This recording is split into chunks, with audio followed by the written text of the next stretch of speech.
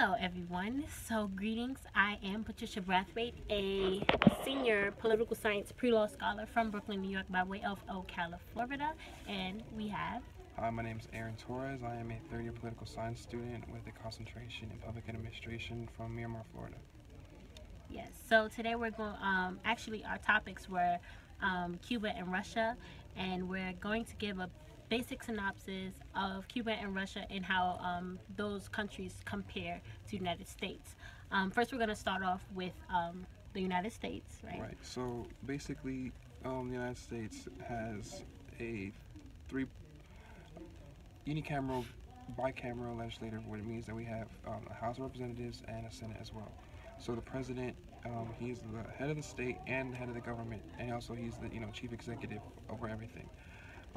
He basically dictates the executive branch as the head executive branch.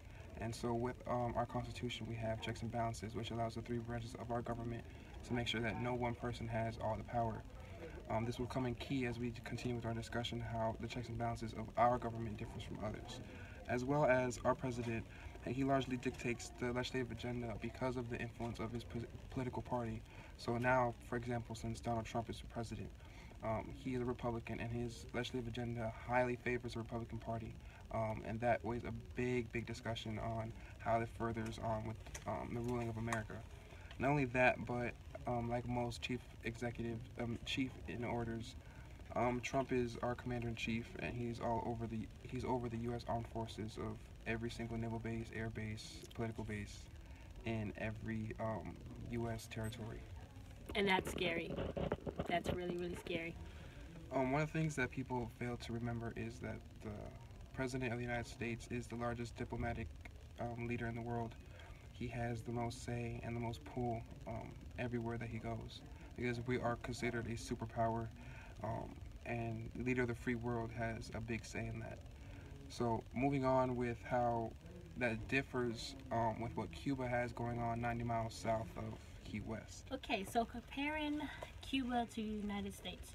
So in some ways, Cuba is actually much more expensive to live in than in the United States.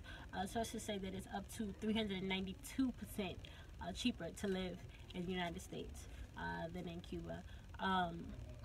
One thing that I found interesting was that Cubans do not believe in childcare. So from that, I took that as, maybe they believe in taking care of their own children, or, having the village raise the kids. And I thought that was pretty cool, because a lot of us in the United States, we love daycare. Daycare is that thing. Once that child hits like 6 months, you gotta go to daycare. You gotta go to daycare, I thought that was, pretty cool. So also, my friends actually took a trip with FAMU to Cuba, and they talked about their stories and everything. And so from what they told us, I remember one friend of mine was saying that the houses in Cuba, like the front of the house, like, is terrible looking. Like, it's ugly, it's dingy, it's dirty, but like inside it's so beautiful. Like it is really nice. Versus here in America, it's like what you see is what you get, kind of. So if the outside is kind of looking dingy and dirty, more chances than not the inside is as well. So yeah, I thought that was pretty cool. It just shows you how they value their privacy, because from that I remember just thinking, wow, you can't just judge a book by its cover. I think that is the true definition of don't judge a book by its cover. Also, I know that that same friend was talking about the black people in Cuba and how they're not as woke, I guess. They're not, I guess, in tune, would you say? They're not as in tune as, a lot of the black people here. So basically, why is it so expensive over there in Cuba compared to what it is here in America? Is because of the fiscal freedom that we have with our laissez-faire and free market economy compared to what they have in Cuba, where you have It's communist. you have an authoritative state or communist country, um, or former communist country, where they basically dictate what can and cannot happen.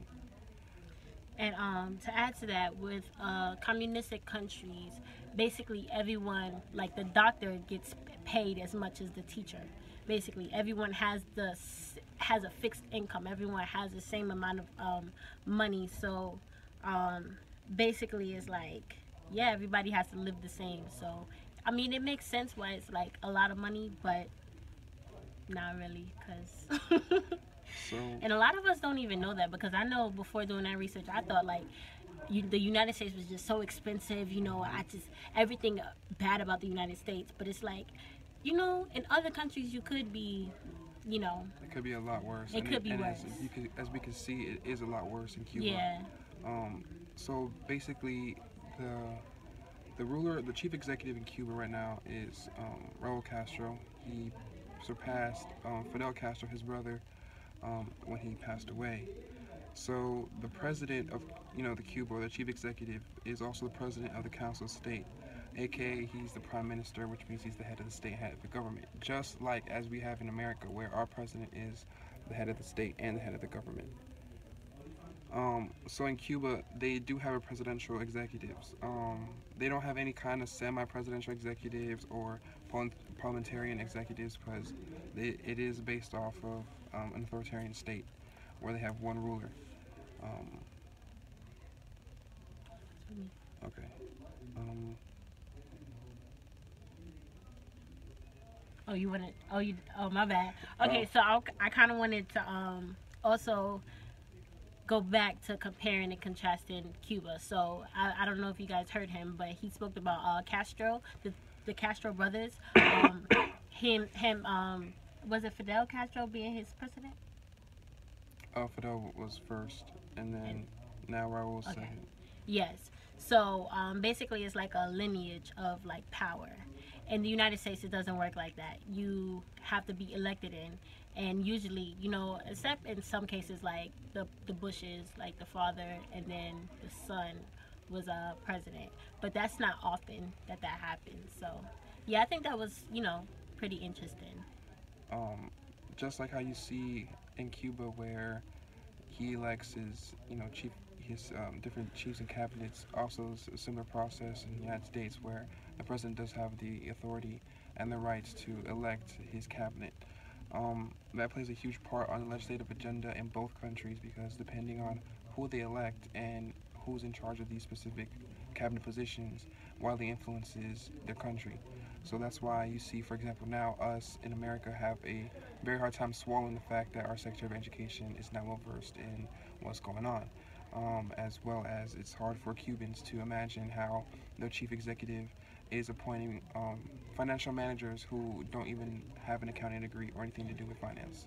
So we can see similarities in how both countries, they have nepotism, electing their own family and friends, and as well as just having political favors, because it's not cheap to get into office, and a lot of these politicians um, gain wages based off of winning or not, and that's how they elect these new officials, because of their political favors that they now have to give back.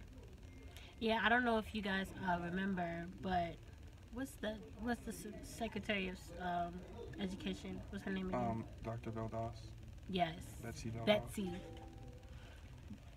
DeVoe. Yeah, DeVoe. Betsy DeVoe. Betsy DeVos, something like that. She actually paid a lot of the people in the Senate. I remember reading about her donating money to the people to the families of the people in the Senate, just to get her spot. So yeah, money is power. In all of these countries, money is power. Family is power. Friendship is essential. So yeah. To piggyback off of that, the reason why in Cuba things are working so well, quote unquote, as they are now, is because of the political favors and how the connections, strong connections are. So the chief executive of Cuba works very well with the legislator, because his relationship with the people that he appointed in power is so strong and they're willing to do anything for him that he can pass any agenda and make sure that his rule and his word is what's going to stay at last. Unlike in America, where even though, yes, Donald Trump has a strong influence on the legislative agenda and can have a strong um, bond with Congress, there is that separation of power and, where our checks and balances playing, where he can't have the final say in a lot of things. Hmm. But sometimes, he could kind of work his magic around that, because a lot of people that, because, he does have the power to um, choose the judicial person. So if you guys don't understand, the tri-branch is the third branch is a reactionary branch. So basically, if somebody tries to say, "Oh, Donald Trump is doing this and he's doing that," they would have to take that up with the judicial person. And if that person doesn't see, or if that branch doesn't see fit for him to, to take him out of office, it's not going to work. So, like the chief executive in Cuba, our chief executive, Donald Trump, he can sign decrees and laws. He can veto anything that Congress passes on his desk. He can declare war in states of emergency. Both of them also have the power over all military and defense in their countries, as well as most of these people are the heads of the defense councils because they are the commanders in chiefs.